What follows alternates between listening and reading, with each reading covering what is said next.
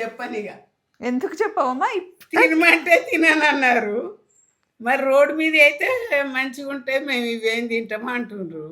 పొద్దున్నే అత్తమ్మ ఇట్లాంటి గిన్నెలు కనిపిస్తలేవు, ఈ బౌళ్ళు ఇట్లాంటివి ఇంకా చాలా ఉండాలి కదా అంటే, నాకు తెలియదు, నేను అడిగితే నిన్నేమన్నా ఏమన్నావా? నువ్వు ఊరికి పోవద్దు, నన్ను గిన్నెలు అడగొద్దు అన్నావు. ఒకటైతే చెంబు అడగంగా చెంబు దొరికింది.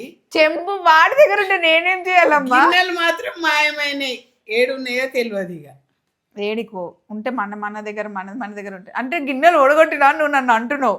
మరి ఏం చేయాలి? అన్న కదా కొనుక్కోసుకో అంటున్నా. ఇప్పుడు అవన్నీ కనిపిస్తలేమమ్మా నిజంగా. నువ్వు నీ గిన్నెలు లొల్లి.